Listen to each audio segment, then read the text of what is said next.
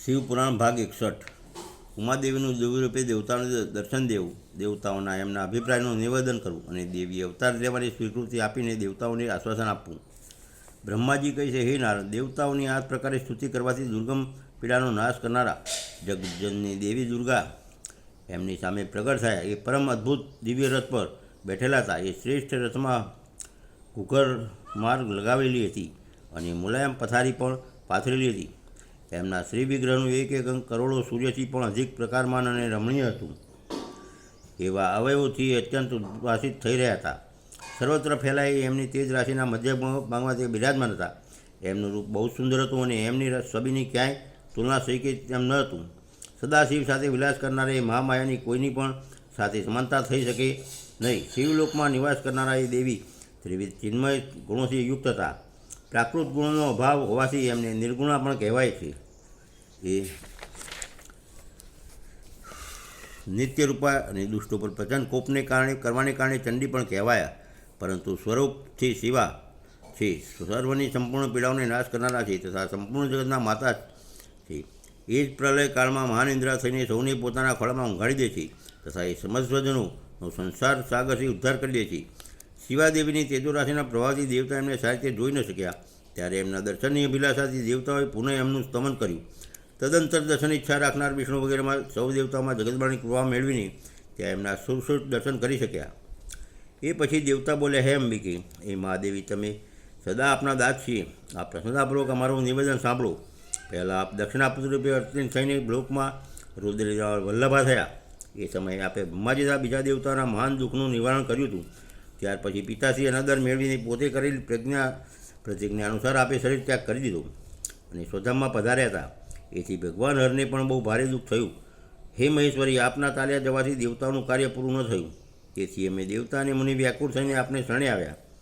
હે મહેશાની, એ સેવે આપ દેવતાઓનો મનોરથ પૂર્ણ કરો, જેથી સનતકુમારનું વચન સફળ થાય. હે દેવી, આપ ભૂતલ પર અવતીર્ણ થઈને પુનઃદેવની પત્ની બનો અને યથાયોગ્ય એવી લીલા કરો, જેથી દેવતાને સુખ થાય. હે દેવી, આથી કૈલાસ પર્વત પર નિવાસ કરનારા રુદ્રદેવ પણ સુખી થશે. આપ એવી કૃપા કરો જેથી બધા સુખી જાય અને સર્વનું બધું જ દુઃખ નળ થઈ જાય. બ્રહ્માજી કહે છે, હે નારદ, આવું કહીને વિષ્ણુ વગેરે દેવતા પ્રેમમાં મગ્ન થઈ ગયા અને ભક્તિથી વિનમ્ર થઈને ચૂપચાપ ઊભા રહ્યા. દેવતાઓની આ સ્તુતિ સાંભળીને શિવાદેવી પણ બહુ પ્રસન્ન થયા. એમના હિતનો વિચાર કરીને પોતાના પ્રભુ શિવનું સ્મરણ કરતાં કરતાં ભક્તવત્સલા દયામય ઉમાદેવી એ સમયે વિષ્ણુ વગેરે દેવતાઓને સંબોધિત કરતાં બોલ્યા. ઉમાએ કહ્યું, હે હરિ, હે વિજય, હે દેવતાઓ અને મુનિઓ, તમે સૌ મનમાંથી વ્યથા કાઢી દો અને મારી વાત સાંભળો. હું તમારા ઉપર પ્રસન્ન છું, એમાં સંશય નથી. તમે સૌ લોકો પોતપોતાના સ્થાને પ્રશાંત કરો અને ચિરકાલ સુધી સુખી રહો. હું અવતાર લઈને મેનાની પુત્રી થઈને એમને સુખ આપીશ અને રુદ્રદેવની પત્ની થઈ જઈશ. આ મારો અત્યંત ગુપ્ત મત છે. ભગવાન શિવની લીલા અદ્ભુત છે. એ તો જ્ઞાનીઓ પણ મોહમાં નાખનાર નથી. હે દેવતાઓ, એ યજ્ઞમાં જઈને પિતા દ્વારા મારા સ્વામીનું અનાદર જોઈને મેં દક્ષ જનિત શરીરનો ત્યાગ કર્યો છે. ત્યારથી જ મારા સ્વામી કાલાગ્નિ રુદ્રદેવ તત્કાળ દિગંબર થઈ ગયા. એ મારી ચિંતામાં ડૂબેલા રહે છે. એમના મનમાં આ વિચાર ઉઠ્યા કરે છે કે ધર્મને જાણનારી સતી મારો રોષ જોઈને પિતાના યજ્ઞમાં ગઈ અને ત્યાં મારો અન્નદાર જોઈ મારામાં પ્રેમ હોવાને કારણે એણે પોતાના શરીરનો ત્યાગ કર્યો. આવું વિચારીને ઘરભાર છોડી દઈ અલૌકિક ધારણ કરીને યોગી બની ગયા. મારા સ્વરૂપભૂત સતીના વિયોગને એ મહેશ્વર સહન ન કરી શક્યા.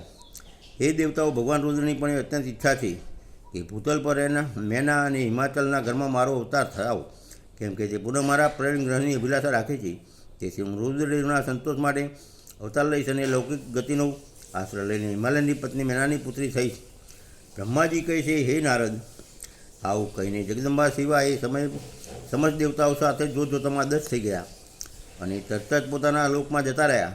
તદનંતર હર્ષથી ભરેલા વિષ્ણુ વગેરે સમસ્ત દેવતા અને મુનિ એ દિશાને પ્રણામ કરીને પોતપોતાના ધામોમાં ચાલ્યા ગયા. ભાગ 61 પૂરો.